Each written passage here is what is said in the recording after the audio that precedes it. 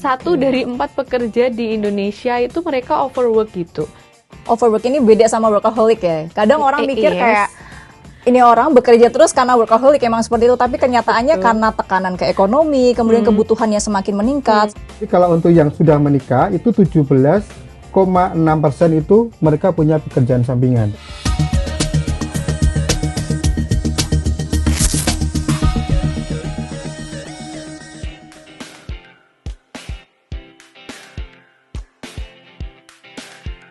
Halo sahabat data, kembali lagi di Bongkar Data bersama saya Debbie.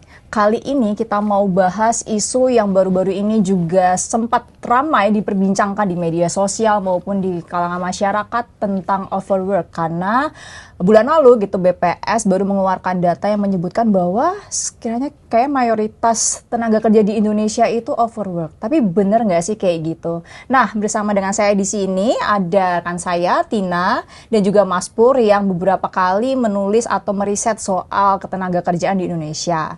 Oke, saya sapa dulu Tina. Halo. Halo Deb. Halo Mas Pur. Halo Debbie. Gimana kabarnya? Baik. Oke. Nah, ini menarik banget nih Tina dan Mas Pur, karena kalau kita tahu bulan lalu tuh BPS ya mengeluarkan data tentang ketenaga kerjaan dan bilang bahwa mayoritas pekerja di Indonesia tuh overwork gitu. Dan mungkin bagi teman-teman dan sahabat data gitu banyak yang relate soal isu ini gitu ya. Tapi sebenarnya gimana sih, mungkin ke Tina dulu gitu ya, kondisi ketenaga kerjaan dan kaitannya dengan overwork ini di Indonesia, Tin? Bener banget, sekitar Januari kemarin itu BPS mengeluarkan hasil kajian ya. Jadi kan BPS itu mereka selalu rutin ada namanya Survei Angkatan Kerja Nasional atau biasa disebutnya Sakernas. Nah, dari temuan itu ternyata terkuak fakta bahwa seperti tadi Debbie udah sampaikan, banyak tenaga kerja di Indonesia itu yang jam kerjanya itu terlalu panjang atau biasa kita sebutnya overwork gitu. Banyak memang seberapa sih gitu. Kalau dari datanya BPS, mereka itu bilang yang disebut overwork itu ketika mereka jam kerjanya itu lebih dari 49 jam dalam 1 minggu. Oke. Nah, itu ada sekitar 37 juta pekerja di Indonesia. Kalau misalnya kita persenkan gitu ya proporsinya di antara semua pekerja di Indonesia gitu, itu 1/4 karena angkanya tuh 25,4%. Artinya kan 1 dari 4 pekerja di Indonesia itu mereka overwork gitu. 49 di atas 49 jam dibilang overwork karena ini agak menyimpang dari undang-undang yang sudah ditetapkan di Undang-Undang Ketenagakerjaan. Dan sekarang kan Undang-Undang Ketenagakerjaan kan baru ya, di Undang-Undang Cipta Kerja. Itu mengaturnya normal, dalam kondisi normal, itu tuh mestinya pekerja di Indonesia itu kerjanya 40-42 jam aja dalam seminggu. Sehingga ketika mereka sudah lebih dari 49 jam, itu bisa dibilang ya jam kerjanya berlebih gitu. Karena 40 jam itu kalau misalnya dia kerjanya kan ada ya, kerja dalam 1 minggu itu 5 hari, ada yang 6 hari. Kalau dia kerja 5 hari itu idealnya dalam 1 hari itu cuma 8 jam kerja, udah termasuk istirahat. Nah, 8 jam dalam 1 hari berarti kan dalam 1 minggu 40 jam. Kalau misalnya dia kerjanya 6 hari, idealnya dalam 1 hari itu 7 jam aja kerjanya, sehingga 42 jam. Nah, ini ternyata temuan dari BPS banyak nih yang di atas 49 jam, artinya kan banyak yang overwork gitu. Dan kalau menariknya, Dep, ketika sudah dibedah gitu ya, karena kan akhirnya aku juga membuka, ya sedikit membedah data dari BPS itu gitu, karena ini berkacanya pada kondisi Agustus 2025 ya, karena kan BPS itu setiap Februari mengeluarkan data baru, Agustus pakai data baru. Nah, merujuk dari data BPS yang Agustus itu, ternyata ketika dibedah, memang fenomena overwork ini terjadi di banyak kalangan. Artinya kalau pekerja kita itu kan 17 tahun ke atas ya, tapi sebenarnya kalau BPS itu dia dari usia 15 tahun itu udah dihitung sebagai angkatan bekerja. Nah, dia membaginya dari 15 tahun sampai ke lebih dari 60 tahun. Nah, ketika dipecah, kita kan biasa mengklasifikasikannya baik kategori usia misalnya gitu. Ternyata hampir semua kalangan usia merasakan overwork, tapi ketika dibedah pergolongan itu banyaknya ada di Gen Z. Nah, sebenarnya kalau berbicara overwork itu banyak faktor, tapi setidaknya yang pertama tadi situasi ekonomi yang tidak menentu, biaya pendidikan yang biaya hidup yang mahal, sehingga orang ini dengan pendapatannya aja nggak cukup, Oke. sehingga dia harus bekerja lebih banyak hal. Menjadi overwork itu akhirnya dari pekerjaan sampingan dan sebagainya, atau pekerjaan utama dia juga overwork karena di situasi sekarang kita tentu tahu lah banyak kemarin PHK dan sebagainya. Padahal di situasi sekarang tuh banyak hal yang harusnya dikerjakan oleh orang gitu kan. Ketika pekerjaannya katakanlah sama, idealnya dikerjakan oleh 50 orang, tiba-tiba karena situasi ekonomi yang tidak baik, banyak perusahaan akhirnya meng-cut orang gitu ya. Nah itu pekerjaannya tinggal 30, padahal kan pekerjaannya sama nih. Jadi satu orang itu harus bekerja lebih lama untuk bisa menyelesaikan pekerjaan yang idealnya dikerjakan oleh 50 orang itu. Dan ini fenomena yang menyeluruh ya, aku rasa di banyak tempat akhirnya terjadi seperti itu. Nah akhirnya muncullah fenomena overwork ini, salah satunya karena itu gitu. Oke, berarti kalau dibedah kan masalahnya kompleks banget ya. Yes. Berarti kita bisa bilang seseorang itu overwork ketika mereka bekerja lebih dari 40, berapa tadi? 40 sampai 42 kalau standar Indonesia ya. sampai 42 jam per minggu. Which is kalau sehari itu seharusnya orang bekerja 8 jam. 8 jam. 9 to 5 itu makanya kan biasanya. Oke. Ini seorang ini tuh bisa bekerja lebih daripada itu. Ada ternyata lebih dari 60 jam dalam satu Oh, minggu. wow. Katakanlah dia bekerja 5 hari. 60 Mm-mm. jam seminggu berarti dalam satu hari dia bisa 12 jam 12 jam, dong. iya. Jadi kayak udah ya 3 jam overtime dari yang semestinya gitu.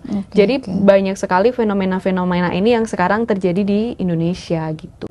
Oke. Jadi memang ini terjadi karena tadi ada faktor tekanan ekonomi, kemudian badai PHK juga PHK. berdampak kepada beban kerja yang lebih banyak gitu Iya. buat seseorang yang masih bekerja di institusi Betul, tersebut gitu. Karena kita nggak bisa memungkiri ya di situasi seperti ini, apalagi kayaknya gelombang-gelombang setelah pandemi itu kan banyak perusahaan yang struggle ya, yang akhirnya ya ini kalau berbicara ekonomi itu kan semuanya saling berkaitan, muter. Ketika orang nggak bisa belanja, apa yang diproduksi oleh perusahaan itu tidak bisa terserap, mau nggak mau kalau perusahaannya mau sustain, ya dia harus tetap bertahan tapi ngurangin orang nih, sementara pekerjaannya kan tetap. Nah itu yang akhirnya membuat orang mau nggak mau dia harus bekerja dalam waktu yang lebih lama.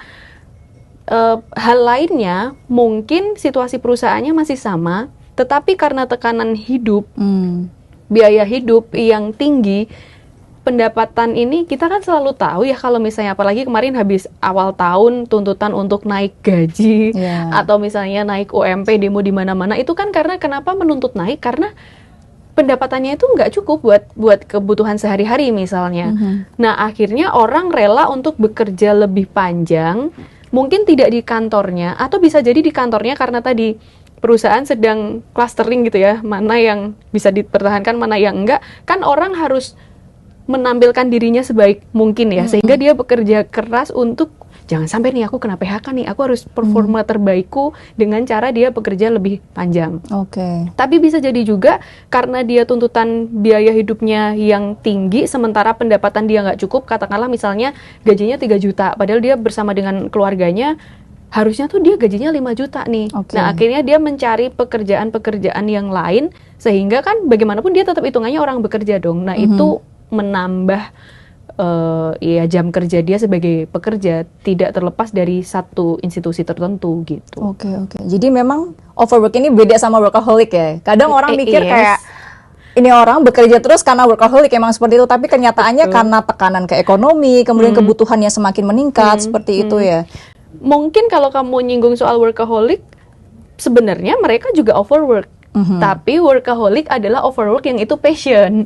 Karena mungkin dia jam 5 pulang kerja boleh, tapi karena dia workaholic, jam 7 deh aku baru bisa pulang gitu misalnya. Ya nggak apa-apa, tapi itu passion dia. Tapi ada orang yang harusnya kerjanya jam 5 selesai, dia terpaksa jam 7 karena lebih beban. Jadi ada yang overwork karena passion, ada yang overwork karena dia under pressure juga sebenarnya gitu. Iya. Tapi dari BPS ini memang konteksnya dalam yang memang mereka situasi yang sebenarnya tidak mereka harapkan gitu. Tapi kalau Tina lihat memang dari beberapa tahun lalu dan sekarang tuh memang kondisinya berbeda, atau memang sebenarnya overwork ini sudah dari dulu nih, cuma baru ini aja diangkat gitu. Ini menarik karena apa yang Debbie tanyakan itu sebenarnya yang langsung muncul di pikiranku ketika aku membaca data ini dan ketika itu ramai diperbincangkan gitu ya. Karena memang kenapa sih tiba-tiba ramai? Memang ini fenomena udah lama atau memang orang semakin overwork atau beda dari sebelumnya. Nah, sayangnya BPS itu mereka tuh mengklasifikasikannya beda, sehingga aku tidak bisa membandingkan dari tahun ke tahun, karena kalau ini kan data 2025, 2024 dan sebelumnya itu BPS itu mengklasifikasikannya itu yang lebih dari 48 jam, sementara yang sekarang lebih dari 49 jam, dan karena ya keterbatasan ya, kita nggak bisa akses data yang mentah sehingga tidak bisa membuka datanya tuh seperti apa kan, jadi tidak bisa dibandingkan. Tapi kalau memang terpaksa harus dibandingkan, orang yang bekerja di atas 48 jam itu dari dulu juga banyak, dan kalau klasifikasi di BPS lebih dari 60 jam yang tadi lebih ekstrim ya, itu ada juga. Dan kalau secara angka misalnya di Agustus 2025 itu sekitar 3 juta lebih dari seluruh pekerja di Indonesia itu bahkan 60 jam per minggu gitu. Itu kan angka yang tinggi, yang sebenarnya ini fenomena yang selalu terjadi, tapi mungkin ya kebetulan sekarang lagi di up aja gitu sama orang-orang, yang orang kayaknya lagi ngeh nih ternyata kok overwork ya selama ini gitu. Oke, ini menarik karena ternyata overwork ini nggak cuma fenomena yang begitu saja lewat, tetapi di baliknya ada banyak faktor-faktor dan juga alasan kenapa seseorang ini overwork gitu. Termasuk tadi Tina sempat menyebutkan bahwa mereka tuh harus bekerja lebih, baik itu di institusi maupun di tempat lain. Nah, ini nyambung ke beberapa tulisan yang ditulis sama Mas Pur sendiri gitu ya, Mas. Kalau sebelumnya Mas Pur bilang bahwa para pekerja Indonesia ini ternyata punya banyak pekerjaan sampingan, yang mana mungkin beberapa kita di sini juga iya gitu. Tapi Mas, bagaimana sih sebenarnya pekerjaan sampingan ini dan kaitannya dengan kondisi ketenagakerjaan di Indonesia gitu, Mas? Ternyata tidak sedikit masyarakat Indonesia di semua kalangan itu yang bekerja sampingan. Selain dia punya pekerjaan utama, dia juga bekerja sambilan atau kita sebut sebagai side hustle ya, atau pekerjaan sampingan. Saya mau lihat ini dari sisi hasil Sakernas juga. Dari data yang saya dapatkan, itu ada 15,45% pekerja Indonesia itu memiliki pekerjaan sampingan. Ini tahun 2023. Nah, angka ini sebenarnya meningkat dibandingkan tahun sebelumnya. Kalau melihat data di sini ada 14,4% itu mereka bekerja sampingan juga. Tapi angka yang lebih kurang lebih mirip itu di tahun 2019 itu ada angka di 15,17%. Jadi tahun 2023 dengan tahun 2019 itu kurang lebih di angka 15%. Artinya ini cukup besar. Tapi kalau kita lihat, kita bedah lagi di Sakernas itu, kita bisa melihat dari beberapa sisi. Yang pertama itu dari sisi status pernikahan. Yang menarik adalah pekerja yang sudah menikah itu lebih mungkin memiliki pekerjaan sampingan dibandingkan yang belum menikah. Angkanya sekitar ini. Jadi kalau untuk yang sudah menikah itu 17,6% itu mereka punya pekerjaan sampingan. Lebih tinggi dari rata-rata. Lebih tinggi dari rata-rata. Sedangkan yang belum menikah itu 7,8%. Oh, jauh ya? Ya. Jadi kalau nanti dilihat dibandingkan dengan Gen Z itu juga sesuatu yang menarik. Tapi ada satu lagi yang menarik adalah mereka yang sudah cerai, entah itu single parent atau single mother, itu 14,4%. Oke, gitu. Terus hal lagi yang menarik adalah pekerja lelaki itu punya pekerjaan sampingan yang lebih tinggi dibandingkan pekerja perempuan. Kalau lihat datanya itu ada 18,1% itu pekerja laki-laki, sedangkan perempuan itu hanya 11,14%.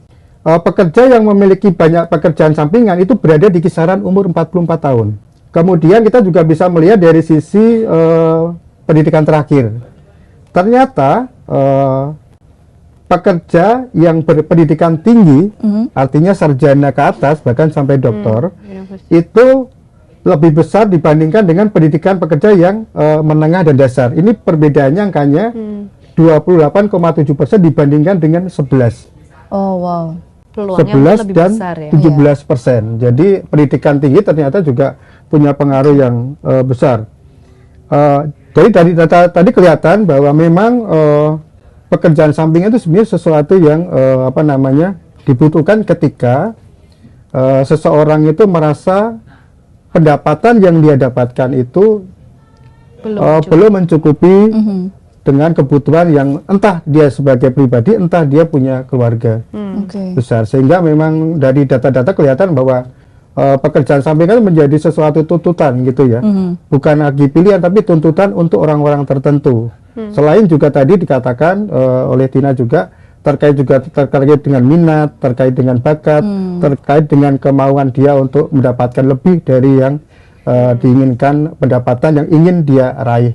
Tapi juga ini juga menggambarkan juga side hustle ini adalah bahwa mereka juga punya harapan kehidupannya menjadi lebih baik.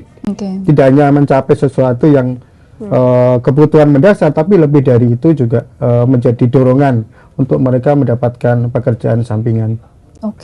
Berarti memang sepertinya tuh nyambung gitu ya. Jadi side hustle ini bisa, walaupun bukan faktor utama dari overwork, tapi bisa juga ini salah satu alasan dari orang itu bisa overwork gitu. Saya kira juga menarik juga, Dep. Tadi kalau dikatakan overwork 48 jam sampai 49 jam ya. Nah, apakah itu juga termasuk di side hustle ini atau enggak? Ataukah dia hanya menghitung berdasarkan selama dia bekerja di institusi yang dia ikuti gitu ya. Memang menjadi masuk akal ketika pekerjaan sampingan itu juga dimasukkan, dihitung sebagai lama bekerjanya, sehingga bisa dikatakan overwork itu tadi. Dan mungkin menarik kalau dilihat salah satu sektor yang cukup banyak pekerja overwork itu di transportasi. Kita melihat kalau transportasi itu kan misalnya orang yang kerja di logistik ngikutin jam ini kan nggak bisa paten gitu ya jamnya. Dan termasuk informasi dan komunikasi gitu. Dan sebenarnya ketika membaca data ini tuh aku mikir ya, ada hal-hal yang agak kontraproduktif gitu ya.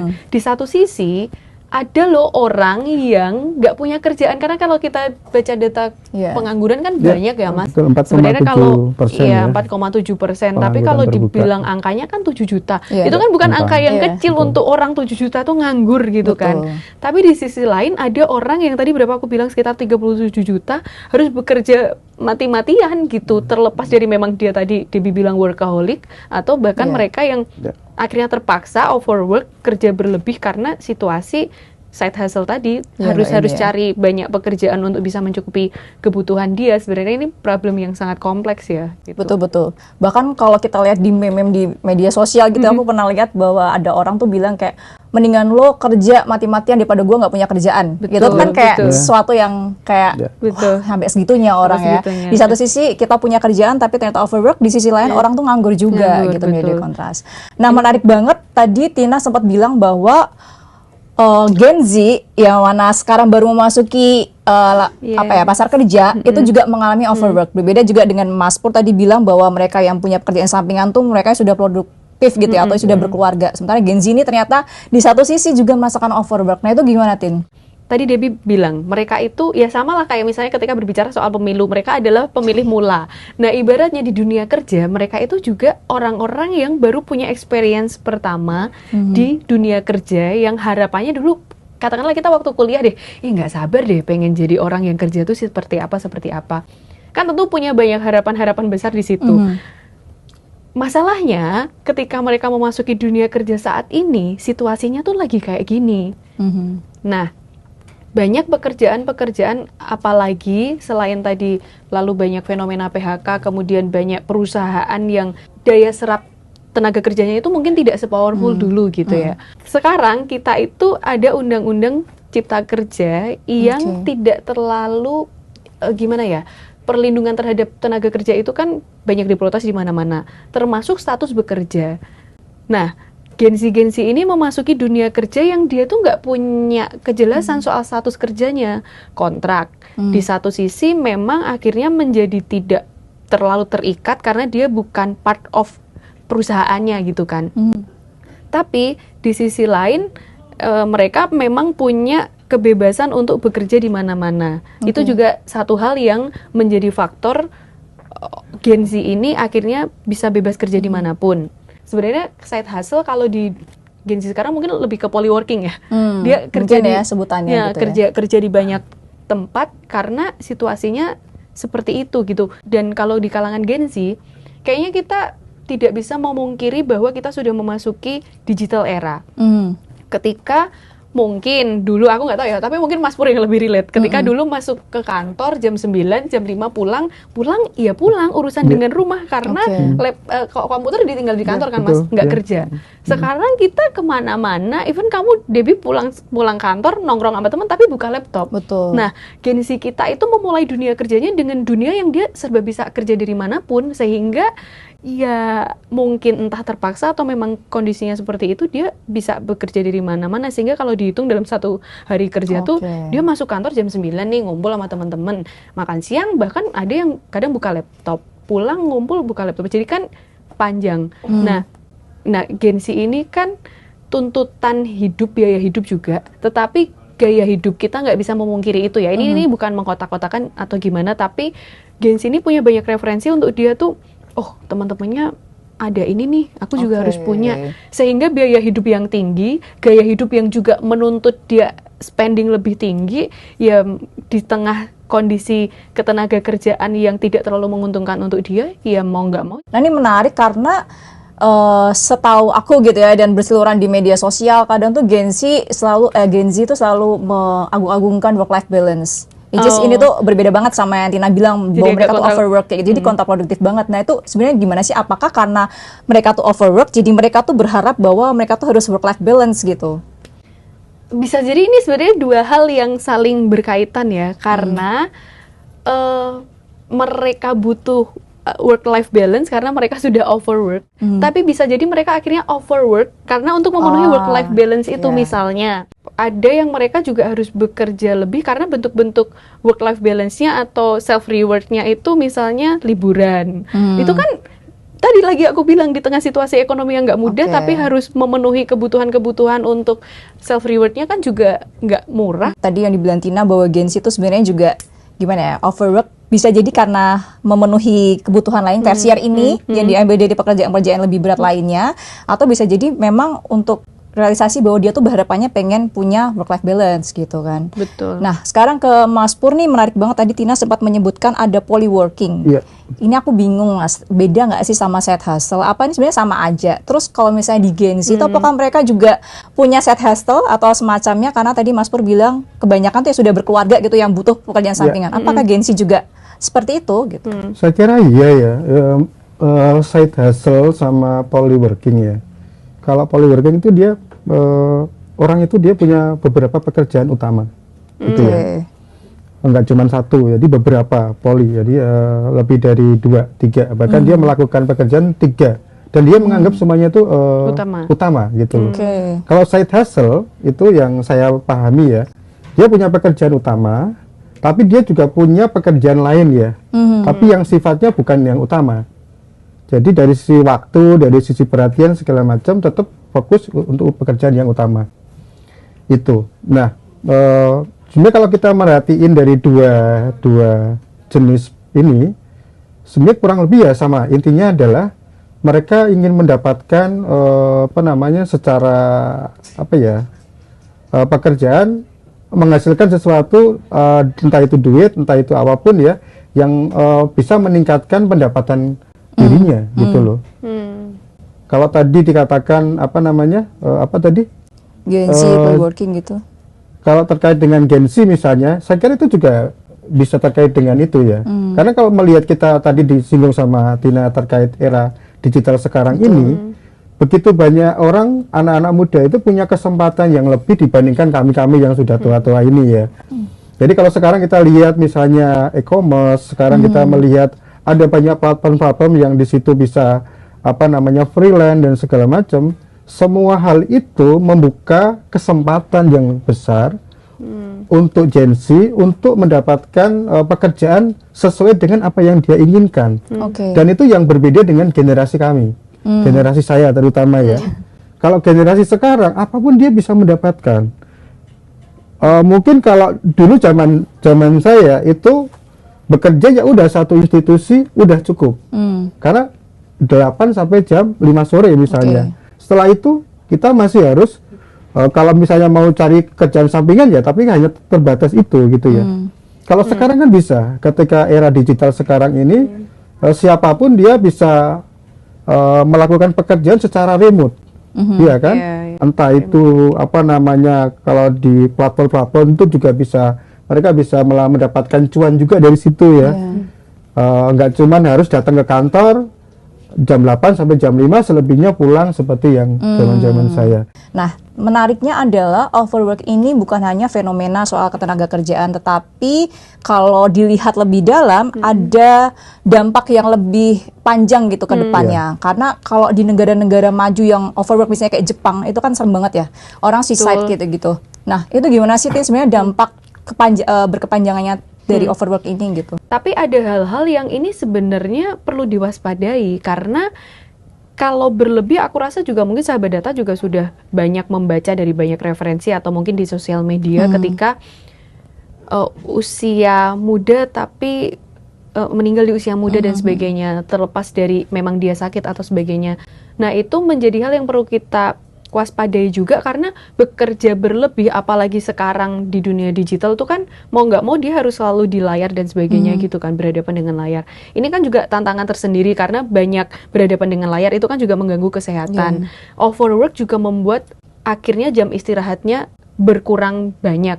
Idealnya misalnya tadi jam 5 udah pulang, kehidupan dengan keluarganya misalnya normalnya jam 9-10 sudah harus tidur, tapi karena dia terpaksa kerja di banyak tempat polyworking tadi, akhirnya baru bisa tidur katakanlah jam 12, jam 1 malam. Kan waktu beristirahatnya berkurang, belum nanti besok pagi harus bangun lagi jam 7 dan sebagainya, dan itu everyday. Jadi akhirnya bisa sangat mengganggu kesehatan fisik, juga kesehatan mental kalau dia juga tidak mengimbangi itu tadi dengan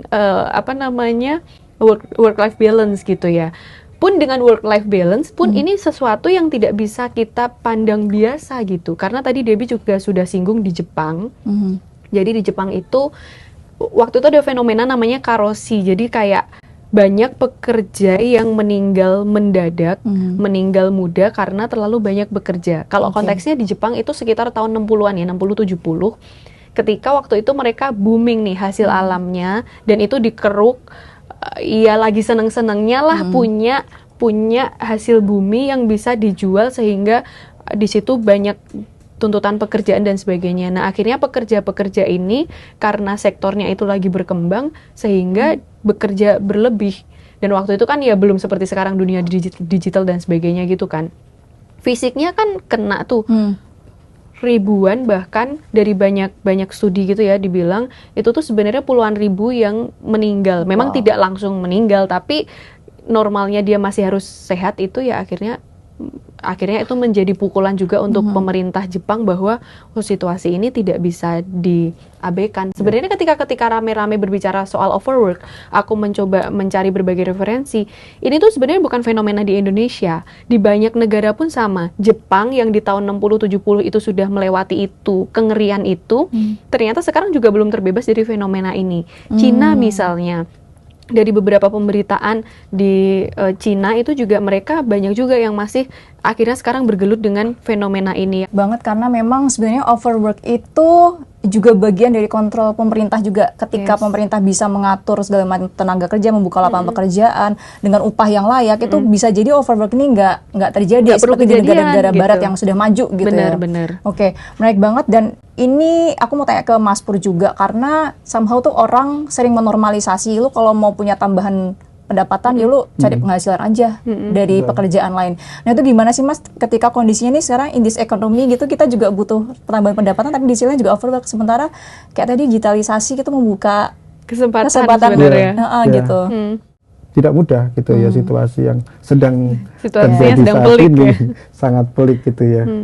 Di satu sisi kita berharap 40 jam itu ditegakkan, terutama untuk yang formal ya. Kalau informal mungkin kita agak lebih sulit. Untuk formal mungkin udah jelas, tapi di sisi lain memang dikembalikan lagi kepada masing-masing untuk menentukan lah. Jadi memang faktor utama lagi-lagi ekonomi, dan mungkin sebagai masyarakat kita juga harus bisa mengimbangi diri misalnya dengan mencari hobi gitu biar nggak stres-stres amat. Kalau misalnya overwork juga mungkin di weekend atau gimana harus ada waktu istirahat yang cukup. Jadi semacam gitu self reminder gitu ya. Betul, saya juga sih nggak canda. Nah, oke, sahabat data, mungkin kita sudah banyak ngobrolin soal overwork, polyworking, side hustle dan lain sebagainya. Kalau sahabat data mau lebih tahu lagi nih tentang overwork dan juga polyworking, bisa baca tulisannya di Kompas ID. Oke, terima kasih Tina, terima kasih Mas Pur. Terima Sampai kasih, jumpa sahabat Jackie. data.